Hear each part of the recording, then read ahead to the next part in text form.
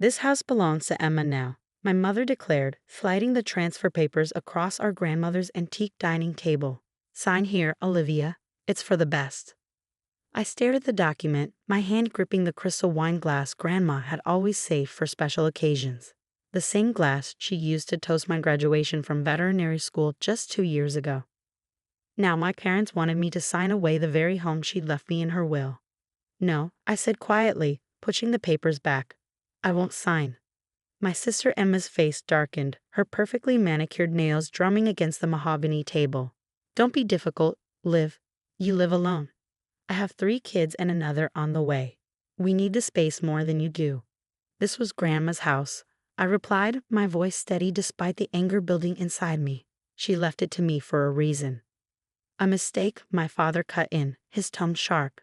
Your grandmother wasn't thinking clearly near the end. She didn't realize Emma would need it more. I looked around the dining room, taking in every detail Grandma had carefully chosen. The hand-painted wallpaper she'd imported from France. The crystal chandelier that cast rainbow shadows across the walls. The corner cabinet filled with her prized porcelain collection. Every inch of this house held memories of the woman who believed in me when no one else did. Mom's right, Emma continued, rubbing her pregnant belly for emphasis. The twins need their own rooms, and little Sophie deserves a proper playroom.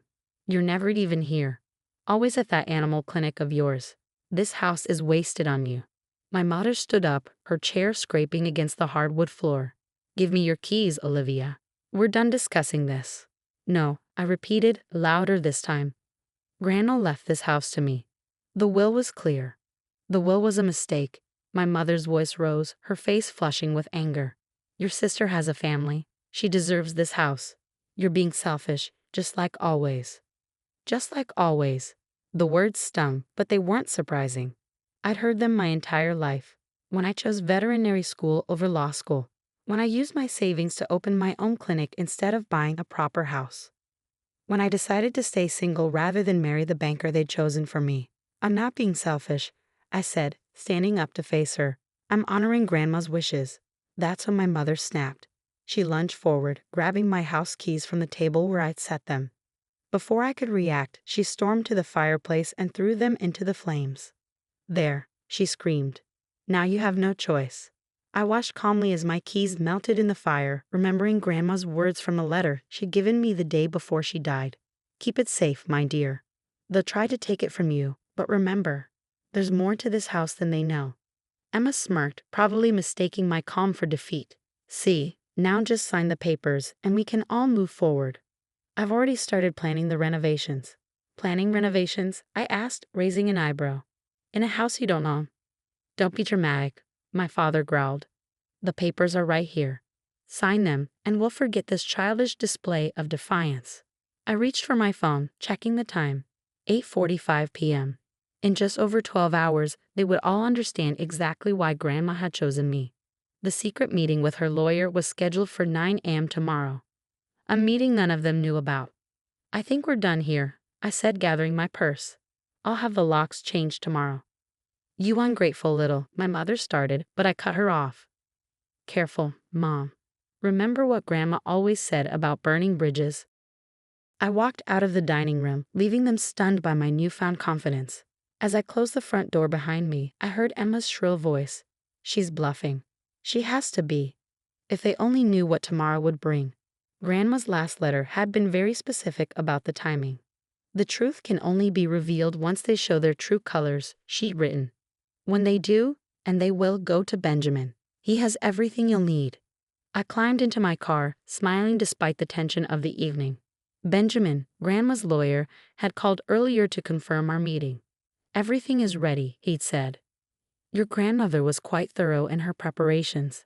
Yes, she certainly was. And tomorrow, my family would learn exactly why she'd chosen me to inherit not just the house, but everything else they didn't know about yet. The next morning, I arrived at Benjamin's office 15 minutes early, my hand steady as I clutched Grandma's final letter. The prestigious law firm occupied the entire top floor of downtown's oldest building, another detail Grandma had always appreciated. Ah, Olivia, Benjamin greeted me, his kind eyes crinkling behind wire-rimmed glasses. Right on time, as always. Just like your grandmother. He led me into his office, where to my surprise, my entire family was already waiting. Mom sat rigid in her chair, while Dad paced by the window. Emma lounged on the leather sofa, one hand resting on her belly, a smug smile playing on her lips. "What are they doing here?" I asked Benjamin quietly. "Your grandmother's instructions," he replied, pulling out a thick folder. "She wanted everyone present for this." My mother spoke first, her voice sharp with triumph. "We've already contacted another lawyer. Olivia's clearly unfit to manage such a large property. She lives alone, works all hours at that clinic." "Margaret," Benjamin interrupted firmly, using my mother's first name. "Please let me finish." He opened the folder and pulled out a DVD. "Before we proceed with anything else, Elizabeth requested this be played for all of you." The screen flickered to life, and suddenly there was Grandma, sitting in her favorite armchair in the library. She looked elegant as always, even though this must have been filmed just weeks before she passed. "If you're watching this," she began, "then my family has done exactly what I expected. They've tried to take the house from Olivia." My mother's face went pale. Emma stopped smirking. "I know my daughter," Grandma continued, her voice strong despite her illness. "Margaret never understood the value of anything beyond status and appearances. And Emma, dear Emma, you learned that lesson too well from your mother." Emma shifted uncomfortably on the sofa. "But Olivia," Grandma's eyes seemed to look straight at me, "you saw what I was trying to build. A legacy of compassion, not competition. Of substance, not show." She leaned forward in her chair. "The house is just the beginning. Benjamin will explain everything else. But know this, I chose Olivia because she alone understood what truly matters. The house isn't just a house. It's a testament to everything I believed in." The screen went dark, and Benjamin pulled out another document. "The house," he began, "sits on 5 acres of prime land. Land that, according to city records approved last month, is now zoned for mixed-use development, including medical facilities." My heart stopped. Suddenly, Grandma's insistence that I keep my small veterinary clinic going made perfect sense. Elizabeth's final amendment to her will stipulates that the property can never be sold or transferred without the establishment of a veterinary hospital and animal sanctuary on the grounds. One that must be run by a licensed veterinarian in the family. He looked pointedly at me. "I believe Olivia is the only one who qualifies." "This is ridiculous," my mother exploded. "That property is worth millions. You can't just." "Actually," Benjamin continued, "I can and must." Elizabeth was very clear. The house and grounds can only be used for this purpose. Any attempt to circumvent this will result in the entire property being donated to the State Animal Welfare Society. Emma's face had turned an interesting shade of red. "But my renovation plans, the children's rooms." "The main house remains Olivia's private residence," Benjamin stated firmly. "The grounds will be developed according to Elizabeth's specifications, with funds from her estate designated specifically for this purpose." He turned to me. "Your grandmother left detailed plans for the sanctuary. She believed in your vision, Olivia. She knew you'd make it something special." I sat there, stunned but somehow not surprised.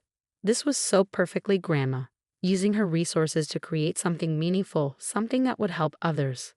"This is all your fault," Emma hissed at me. "You turned her against us." "No," I said quietly, finally understanding everything. "Grandma made her own choices. She just saw who we really were." Benjamin handed me another envelope. These are the architectural plans she had drawn up. She worked with specialists in veterinary facility design. "Everything's ready to go whenever you are." My mother stood up, her voice shaking with rage. "We'll contest this. You can't possibly." "Actually," Benjamin interrupted again, "you can't. Elizabeth made sure of that. Any legal challenge automatically triggers the Domation Clause. The State Animal Welfare Society is quite excited about the possibility, should it come to that." I opened the envelope, looking at the beautiful plans Grandma had created. A state-of-the-art veterinary hospital, rehabilitation facilities for injured wildlife, education centers for children to learn about animal care. She thought of everything. "One more thing," Benjamin added, pulling out a final document. "Elizabeth left a substantial trust fund to maintain the sanctuary. Olivia, as director, you'll have full access to these funds." My father, who had been silent until now, finally spoke. "How much?" Benjamin named a figure that made everyone in the room gasp. I sat there, holding the plants, thinking about all the times Grandma had asked about my small clinic, about my dreams of expanding, of helping more animals. She hadn't just been making conversation. She'd been planning this all along. 6 months later, I stood on the freshly laid pathway leading to the Elizabeth Grace Animal Sanctuary and Veterinary Hospital. The autumn breeze rustled through the newly planted trees, each one dedicated to a different animal we'd helped since opening. The main house remained largely unchanged. Grandma's perfect taste didn't need updating. But the grounds had transformed into something even more beautiful than the architectural renderings had suggested. Modern buildings with warm, natural materials blended seamlessly into the landscape. The rehabilitation center's glass walls reflected the morning sun, while the education building's living roof bloomed with native flowers. Dr. Olivia, Sarah, one of our new veterinary residents, called from the Wildlife Center. The eagle's ready for release. I smiled, remembering how Grandma used to tell me stories about the birds that visited her garden. She would have loved this moment. The sanctuary had become everything she'd envisioned and more.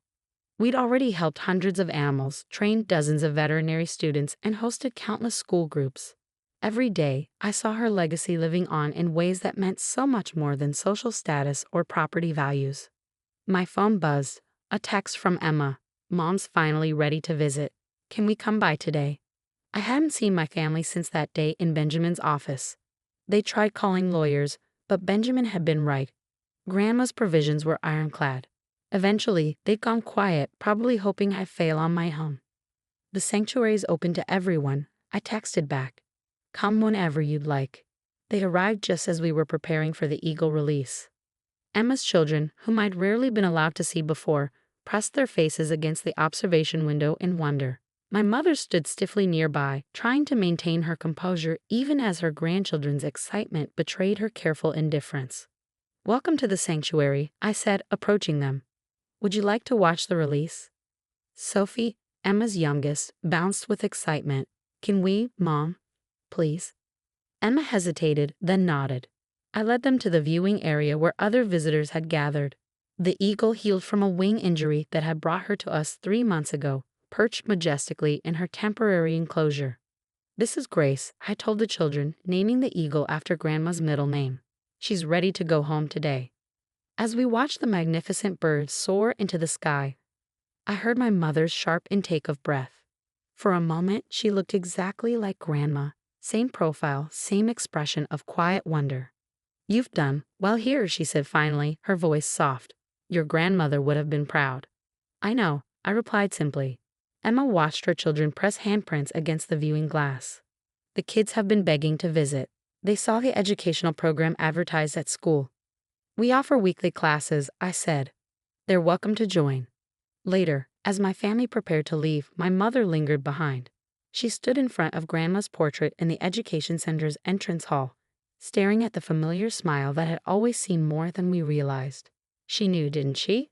Mom asked quietly. "She knew exactly what would happen when she left you the house." "She knew who we all were," I replied. "And she wanted to make sure her legacy reflected what she truly valued." Mom nodded slowly. "I didn't understand before. But seeing this place, seeing what you've built," she paused, choosing her words carefully. "Perhaps she chose better than I thought." It wasn't quite an apology, but from my mother, it was monumental. That evening, after everyone had gone, I sat in Grandma's library, still my favorite room in the house. The same books lined the shelves, the same chair waited in the corner, but now the windows looked out over something new, something meaningful. I pulled out Grandma's final letter, worn from multiple readings. The last paragraph still brought tears to my eyes. "My dearest Olivia, they may not understand now, but you will make them see. Not through argument or anger, but through action. Build something beautiful. Create something meaningful. Show them why I chose you, not because you needed it most, but because you would do the most with it. The house isn't just walls and land. It's a foundation for dreams. Your dreams, which were always bigger than status or society. Make it matter, my darling. Make it shine." Looking out at the sanctuary, watching the sunset paint the buildings in shades of gold, I knew I had done exactly that. The house wasn't just a house anymore. It was a beacon of hope, a place of healing, a legacy that would outlive us all. Grandma had known all along that sometimes the best revenge isn't revenge at all. It's proving them wrong by doing something right. And as I watched another rescued owl take flight in the evening sky, I knew she was somewhere, smiling that knowing smile of hers, proud that her faith in me had been well placed.